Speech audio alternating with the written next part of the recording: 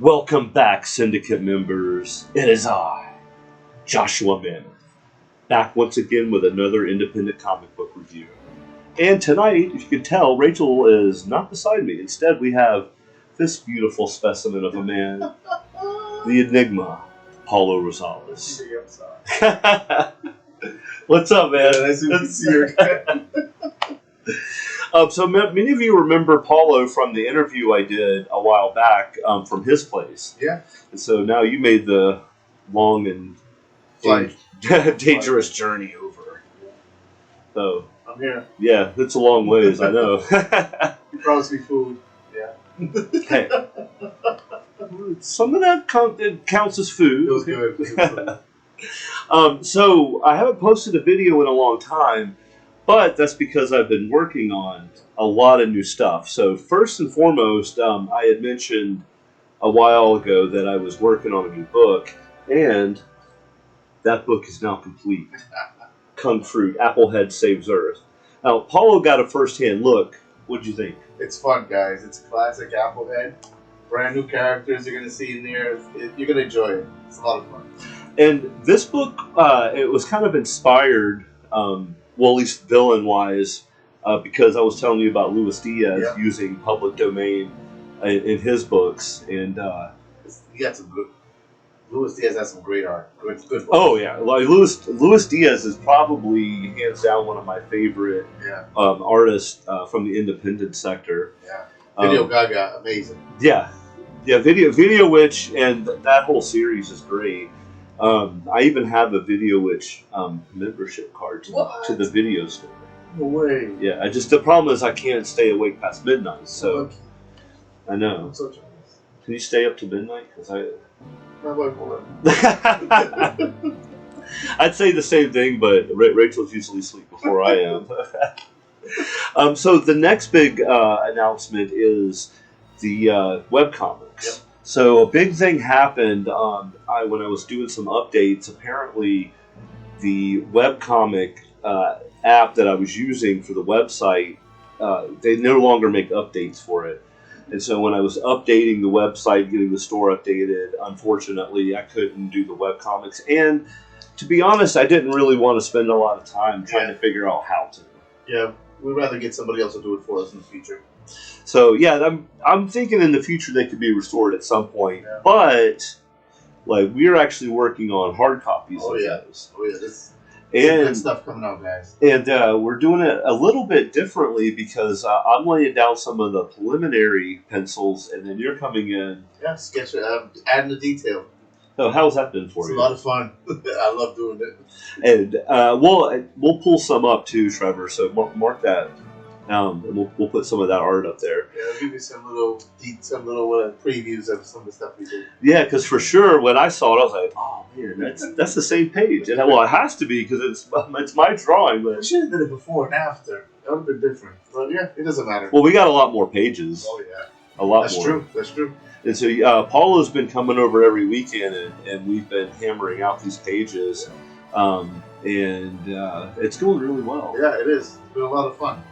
It's actually kind of fun to like reread. Reconnect, right? Yeah.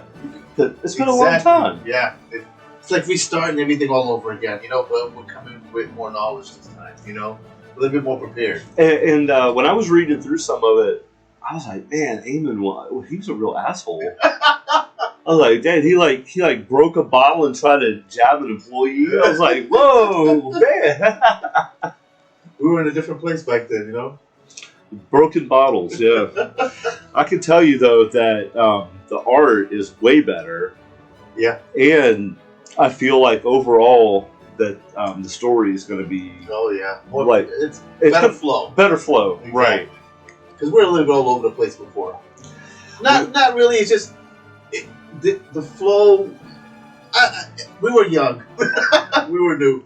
And we were kind of doing it like one page at a time. Instead of like planning it out. We were just doing like a weekly comic where we didn't really have an actual ending in mind. Exactly. It just floated there. And then it just after that came the Arimathea storyline and then the invasion. So all three, there's going to be 3 books. Yeah. And then of course it'll go to Cowboy Diplomacy. which is already published and available at MammothSyndicate.com. So, as far as some of the new stuff that we're doing, I wanted to talk about some of the future stuff that we're going to be doing. First off, we're doing some stuff that Paulo's written that I'm definitely excited about. And it has also been a long time coming, because we discussed this years ago when we were working for the Man Corporation. Where you can't disclose that information, unfortunately. Not at this time, but just know that that one's going to come together, I think, quickly, and it's going to be awesome. I hope so. You gotta have faith, though, because the key point is you gotta keep moving forward with the story. It's a huge universe, guys. It's Children of the 12, something me and Josh can be put together. So get ready for this. And I would say be sitting down when you read it. Oh yeah, or in the tub. On the toilet's good too. You retain more knowledge on the toilet. I would say you do. Yeah. High school, got through high school. I tell you how I got through high school, but I don't think I can. YouTube might flag that comment. Oh, we're also going to be doing one that we've talked about was Blank and Betty. Yes. So that's basically that's still from the Joppa City universe, but it's a different story, not involving the same Joppa City characters. Yeah. These are different characters. You guys have seen it before, but we're going to show you what they look like now, so be ready for this. And I'm really excited about that one, too, because this is one that I have started and stopped probably a dozen times. Oh, yeah, it's one of your favorites. You know, I get through a couple pages, and then, I don't know, it just doesn't really, it's not coming together. And it's one of those stories that I also like so much that it needs to be right. Exactly. So we have to make sure the flow is right. Yeah. You know what I mean? Because they're gonna be great adventurers in the way I see. You know what I mean? So it's gonna be a lot of fun. I see a lot of good things for them.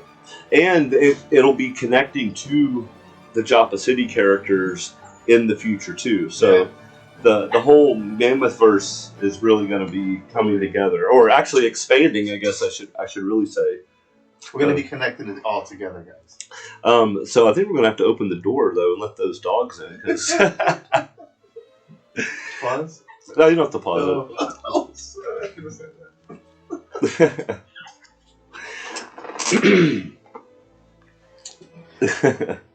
We're just going to keep... No, yeah. Trevor's going to go letting them in right now. There they are. Hi.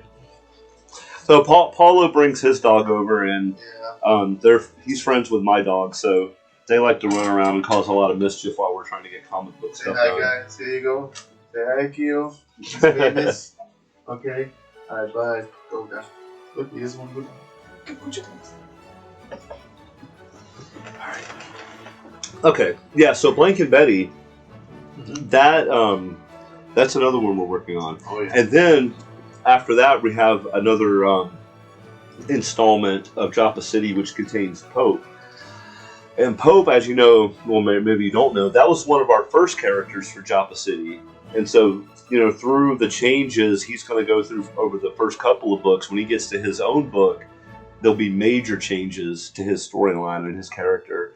And that's another one I've been working on for a while, too. We're working on, there's so many, you know what I mean? Yeah, a full-time job really gets in the way. Oh my God, guys, you have no idea. If I could just work on this all day, I would have already had these comics done, because I was able to complete that Applehead Saves Earth last year. Oh, that was a fun one. I like that one. But of course, that's a lot easier to draw than the Joppa City stuff. At least I would think it's a little. Yeah, it is. It's more challenging. Well, it's just a lot. The city is. The Kung Fu's just a lot of fight poses. Yeah. Mostly. And it's just it's just fun. It's just everybody beat each other up. Plus, Golden Applehead is on the cover of this one. That's right. Okay. We all love everything golden, guys. All right, so you want to stay around and review this comic? Oh, let's do it, man. Okay, good. Let's do this. Good. That's why I had you read it earlier. Guys, this is actually up my alley. I love the genre. Well, first and foremost, I want to say that a couple things. that the artist for this book, I think I got it right here, actually. So this is the book, Beyond the Red Door. Is that coming out, Trevor? It's hard to see from here. Good? Okay. And then you can see on the inside here, it's MA for language, violence, and gore. Now, see, it's posted as a warning, but these are selling features for me. Oh, I thought I meant it was printed in Massachusetts. That's where I'm from, sorry. Just a little plug. Boston. So MD McDonald is the one that he actually wrote, drew, did the lettering, coloring. I mean, he's basically like a one-stop shop for this book. Okay. And I met him at the Daytona Comic Book Convention, and I got a pretty good interview with him. Actually, a really good interview with him. However, when we got home, we reviewed the SD card, and the actual card, I guess, something was not right with it. And so the video was very choppy. You know, it makes sense. It goes along with the genre. Maybe it is. Maybe it telling is. you, man. But I was very disheartened by that because it was such a good interview. I think we did manage to score a picture, though. So, Trevor, you can post that in a minute. I'll just put that on there. And so, so he kind of gave me the rundown of the book, and then I had to pick it up. Actually, I picked up a few of his books, but especially this one. And I really waited till you were going to be around so we could review this one. Yeah. So first off, what I'll say is a little different that I really loved about this book, though, is the breakdown in the front here is good. It gives you a worldview of what's going on. And then at the bottom... It's kind of like his universe. Yeah, his universe, the Swurverse. And then at the bottom, it gives you like a little blurb of the actual comic and what's going, like the character and what's going on. And so that's what kind of drawn me to it, because I like comics that, well, I like all comics, but comics like this that are just a story within a huge universe. Exactly. You know, it kind of reminds me of like a Tales from the Crypt or there like you go, yeah, Creep Show, like right. all different individual stories, exactly, Outer Limits. Stuff like that. Yeah, that was one thing that I really loved about this. Another thing was that it's Florida based. Yes. So over there. The story starts off with Charissa, right? Yes. 23-year-old Charissa, and she's just driving home, talking to her boyfriend, asking how things are going. And I can tell you right off the bat, though, by the page and the feeling you get from the coloring. Which, by the way, yeah, I have to admit, they gave a great effect for nighttime. It gave you that feeling of being outside the whole time. Yes. So I actually like that very much. I also liked the thing with the when you use the blood and how it. Yes. The contrast. The contrast on it. Yeah. It just stuck out. So she's on her way home and she's talking to the boyfriend, and she looks in the rearview mirror and sees a really creepy teddy bear. Yep, that's right. Now, see, I personally would immediately pull over and throw that thing out the window. Oh, sure. Especially with the eyes going. Yeah. But apparently she was like, "Oh, this is one of the kids' toys, like creepy bear, creepy teddy bear." I guess what anybody would do, right? You see a creepy doll, you're like, "Oh, it belongs to one of the kids here." Well, you must not have kids. No. Well, I do have some creepy dolls though. We keep them in the attic. No. No. Oh my god, the thing is recording. I keep forgetting. So anyway, what ends up happening though is when she's driving home, she gets to the garage area of her condo. Yeah. And she starts screaming and ends up crashing her vehicle. Yep. These two guys that are just, I don't know, broing out somewhere. Well, they're about to go work out. Well, one of them wants to go work out. I just said broing out. Yeah, it's just a little detail. One is a cop, wants to be a cop. They want to go work out. The other one really doesn't, but he's like, whatever. But, broing out. I just want to give a little bro detail. Oh, damn, dude. That's bros do. Give up bro I detail. appreciate that level of detail, sir. That's good. That's good. Wearing their bro tight shirts. So they run in to help, and she's pretty banged up. Yep. But she has a pretty severe wound on her neck. which is kind of suspicious given the nature of the accident. You think? Suspicious? Really? Yeah, I mean, Kind of? well, I mean, I never had a car bite me, but... Blood ain't suspicious. Not kind of. That is for real. Well, yeah, but unlike these guys, I'm running away. Yeah. I mean, I'll call 911. Florida guys. I mean, I wear a badge, but I ain't a cop. So she's also in shock. Yep. So she starts asking questions like where her purse is, her kids, her boyfriend JT, and every time I hear JT, I just think of that little douchebag from Step by Step. You ever seen that show? No, I don't remember that. Well, Trevor, throw a picture of JT up. Is it JT or TJ? No, TJ is from... Oh, JT. You're right. It's JT. Yeah, TJ is from Deuce Bigelow. No, okay. So the one of the guys decides, hey, I'm going to go out. I think I see your purse on the ground. Yeah. Right away, rookie mistake. Oh, of course. Why is she crashing in the garage but her purse is outside? First off, what does she need in her purse? Why did he care about getting her purse? Oh, that's right. He wanted to make sure she lived there. That's what it was. Yeah, typical Florida. Let me make sure you live here before just call the cops, let them sort it out. Yeah. So, yeah, he goes out there to get the purse, which actually turns out to be the teddy bear. Yeah, the teddy bear. But it's all like gooey, and it's not the teddy bear anymore. It's like empty. It's an empty husk. Right, it's an empty husk. And that's when this... What did you say that It's was? Like a demon. Demon dog. You know, which... I would say part dog in some shape or fashion, but...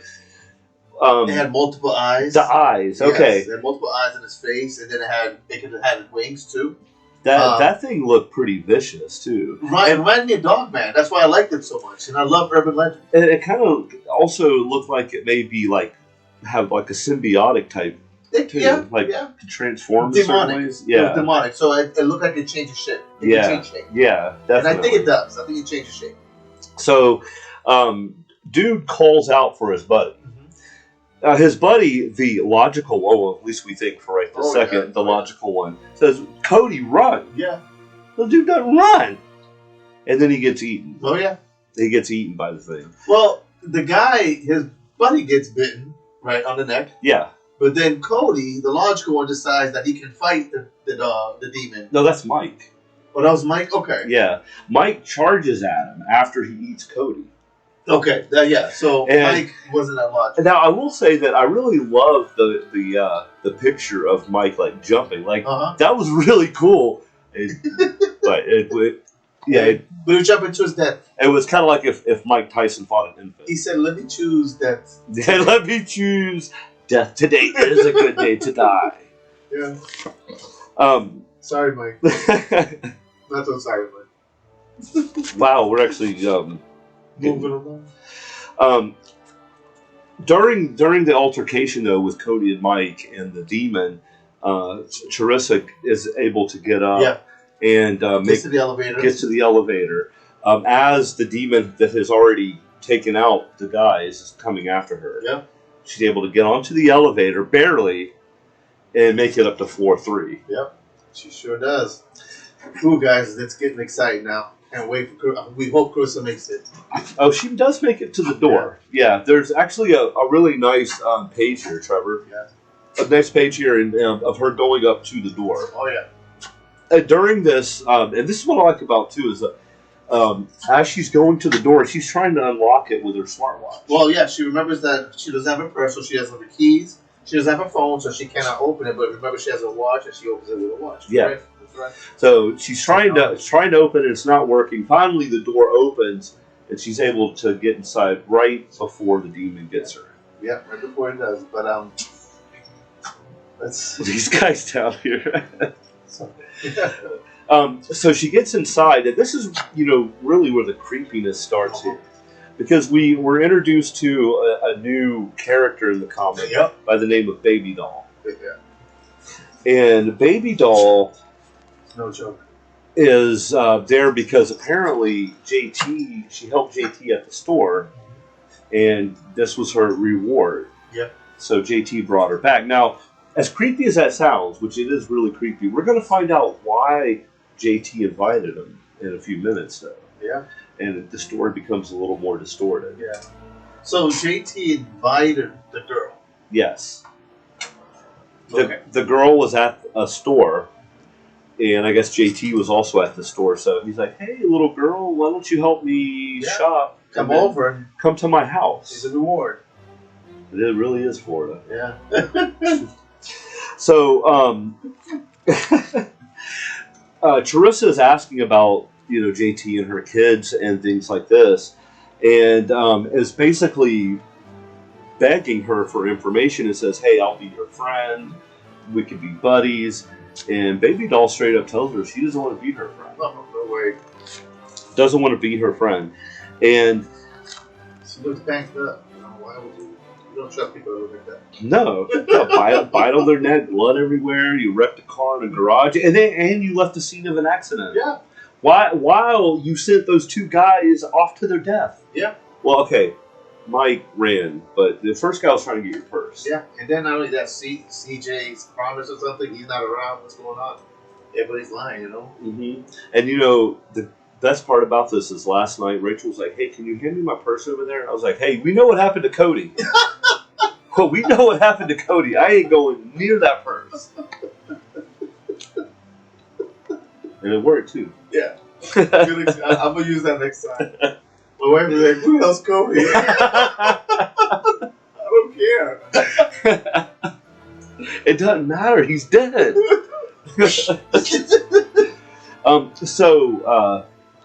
Charissa says, "Hey, I'll give you a reward if you tell me what's happened to him." So she says, "She's gotta be a friend." Well, she says her friend first. Yes, that's right. Then the Baby Doll says, "Okay, I'll tell you what. You give me the reward first, and then I'll tell you." Yeah. And that's when the story takes another turn as we find out that Clarissa is psionic. Yeah, like she's a telepath. Yeah, she has like mind abilities, and she instantly grabs a hold of Baby Doll's mind to try to manipulate her. And that's how. Well, you can understand how she's been using this power in a second. And it's pretty messed up. Yeah. It's pretty messed up. So basically, she's trying to manipulate Baby Doll, which doesn't. It worked. It seems to work at first. Maybe Baby Doll's letting on that it's working. Yes. And then that's when she cuts it, and Charissa realizes, "Hey, I don't actually have control of this chick." And then we find out that JT and her are working as a team. And that JT goes down and he finds little kids and abducts them, and then she controls them with her psionic abilities. And sells them. And then they sell them. They're trafficking these children. So when she realizes that, oh wow, okay, so you got me. Yeah. You got me. Now what are you gonna do? Yeah. And because she literally, like, Charissa seems like, all right. She kind of went from afraid to like, all right, you got me, but what the hell are you going to do about it? Not only that, we also realize that her powers, as dangerous as they are, aren't really that strong. They only work on kids. Right. That's how she's been using them, is on kids. That's a good point, because Baby Doll actually says, "Oh, that's pathetic at best." That's why that's why I see why you only use it on children. Right. That's a good catch. Cool point. Yeah, that's a good catch. So what ends up happening though is we see another entity come out. Oh yeah. It's basically Patches. a raggedy doll with a zipper mouth. Patches is no joke. I didn't know what was going to happen with the zipper mouth, but that was really creepy. No, that was in Patches. Patches is the one that was CJ. Oh, okay. He stabbed CJ in the brain. Oh yeah, we skipped ahead. We forgot about JT. Yeah. Okay, so after they show where JT went, and the door opens, and JT is on the other side of that door. Patches on top of him. Patches is sonic needles. Yes, and it piercing his eyes. And chopped his arms off. Yes, chopped his arms off because that was his weapons of choice. Yeah. Man, I almost missed that part. Thanks, man. Oh man. Yeah, that was one of the best freaky, parts, man. Especially the splash page of this guy. Mm-hmm. Oh wait, you're gonna like that, guys. You're gonna like the splash. Trevor, mark that. Yeah, so I got it right here because that was the tools of his abduction and abuse. Yeah. And so Patches relieved him of those burdens. So, and that was actually from the book. So I really like the wording in here, even though there's not a whole lot of dialogue. That what's in there is really good. Exactly. You don't need a lot of words for this. Panel by panel, the story flows really well. The paneling is so good; it doesn't really need a whole description. And the nighttime, you want to call it, or just the dark coloring and lighting. I really liked it. It put you in that mood. It made you feel like you were kind of in it. And at the end is how he depicts. He gives explanation for each character. Really. Oh, right, the very last page. Oh, you're gonna enjoy it. It kind of gives you a little synopsis of who they are. So, this is the part of the story where it all comes together. We find out what's been going on with these creatures, and essentially, as they have Charissa up, and that in those the tentacles that are coming out of the zipper mouth. That's the other doll. What's her name again? I can't recall it right this second. It's gonna come to us. But that one, she's that was freaky. She's scary. Yeah, she had a zipper mouth. She unzips her mouth, and these tentacles come out. Yeah, and they grab a hold of Charissa, and their explanation is basically they are the physical manifestations of like the victim's grief and prayers and things, and that they're appearing now and taking payment for what they've done. Exactly. Penance kind of thing. Yeah, actually, this is the panel. I don't like dolls. This reinforces the reason why. To be honest with you. And that was like a raggedy type doll with the zipper mouth. It was really the tentacles bizarre. Comes out of the zipper. Yeah, that's such a cool idea. It is a cool idea. That is very freaky. And so basically, the end of the comic. Her name is Jasmine. That's what it was. Jasmine. Yeah. So. And Mr. Wiggles was the bear. Oh, that's actually one of my favorite ones. Yeah. Mr. Wiggles. That was an awesome name. He's the one that becomes the demon dog. Mm-hmm. So he must have transformation abilities. Well, I think they're all possessed by a certain type of demon. That's the reason why. I see. That's why they have the certain powers that they do. But in their earthly form, they choose to use the dolls. That's what I took from it. Oh. Well, I could say for sure that dolls are the creepiest form. That's why I don't like them. Yeah. I mean, look at voodoo doll. I mean, everything that's bad is a doll, you know? Except, G.I. Joes are action figures. Those aren't considered dolls. No. I mean... If it has a gun, it's not a doll. If it has a superpower, you know. Well, what about those old Star Trek dolls with the phasers? It's Star Trek. Anything Star Trek is exempt. Ah, okay. Sorry, guys. So... what I really liked about this book is this kind of felt like, I kind of gave it like a Hitchcock, the Twilight Zone vibe. Yeah, it sure did, man. It's very, like I said, I love urban legends. It gave me that Dogman type of vibe, you know. But it's a nice twist. The dolls bring another type of urban legend into it. It's like he kind of mixed them all together. So I like where this is heading. I hope the next story is going to be. Hopefully, it's not connected. It's a twist on a different story in Florida that happened. You know what I mean? That would be fun. Well, what was really cool is that it all stems from the algae that grows on Lake Okeechobee. That's right, from the other book. Yeah. Oh my God, how could I forget? So it is. See, guys. Yeah, because there's a big explanation at the beginning of the book, and stay away from anything called Okeechobee, guys. Trust me. That's such a long word. You don't trust me. Yeah, so it's like the toxic red algae that it's causing some type of paranormal shift in reality. It's changing the DNA. It's awesome. So kind of like I did love that concept. Annihilation type of thing. Mm-hmm. The movie Annihilation. If you see that, guys, it's kind of giving that kind of creepy feeling. Also, what you were saying about the breakdowns of the different demons in the back. Yes. So that was actually called the psychotic Swurverse anomaly. Yeah. And PSA. the universe, the Swurverse. Right. So where our Milky Way universe, this all happens in the Swurverse. Exactly. I like that. And I was showing you that other book that I got from him. That was like more of a superhero style book, but also very, very good in the same universe. Yeah, I like that. So I'll be looking forward to seeing more from Behind the Red Door for sure. Yeah. So I will say there were a few things that I really loved about this. The first thing was the zipper mouth doll. Yes. I think that was my favorite. Jasmine. She was freaking creepy. Yeah, Jasmine. Yeah. I'm sorry, man. Like I said, I don't like dolls, but especially like smiling dolls, it's like that kind of reminds you that. What's that doll? What's that doll? That famous doll? Annabelle? No, the Raggedy Ann. Raggedy Ann. Raggedy Ann. Raggedy Ann on meth. That's what it looked like. Yeah. That was freaky, man.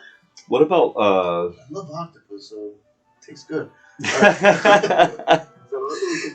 Another thing that I really liked was the fact that it's a Florida-based story. Yeah, we're in Florida, so it like I said, Dogman. It relates to me because I hear a lot of stories of Dogman sightings in Florida. You know what I mean?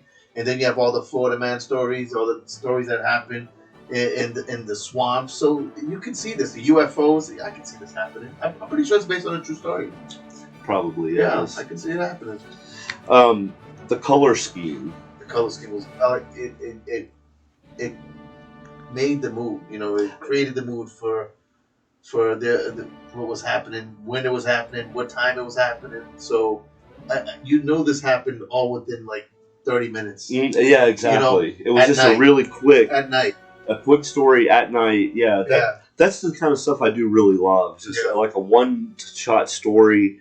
It's pretty messed up. Reminds me of Twilight Zone. It reminds me of those little events, you know? Each page was literally a minute of like what was happening, or 2 minutes. So it's like this is the time scale. The police report is gonna say this all happened within this time. You know, it's all there. You know, he did a good job. There was a nice pace to it. And the fact that it was just done by one person.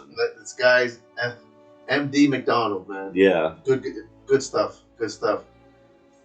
Makes me want to eat McDonald's, but then I regret it because he's a doctor. So. Yeah, that's what I actually wrote too. Is that he was such a cool guy. Yeah, I'm not surprised. Had a really good talk with him. So that also, made me really want to, pick up his books too. Yeah, I mean, 2 so far, really good. So I can't wait for the 3rd, 4th, 5th, and 6th. I'm a fan. And all of his info I'll put down in the description for everyone. So you should definitely hit him up and let him know Joshua Mammoth sent you. Nice. So anything else to contribute? No, I want some McDonald's.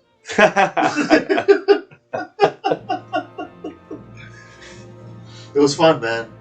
It was fun being definitely, here, and we'll keep everyone posted though, because we are working really hard. Yeah, and we're gonna be more regular, guys. So yeah, we're hoping to pump out more videos. Change my outfit. Not on camera, just maybe on camera. Trevor wants to see it. Yeah, I know, Trevor. God damn it. All right, Syndicate members. Well, that's all we have for you this time. Between the known and the unknown lies the mammoth. I'll see you next time. Bye, guys.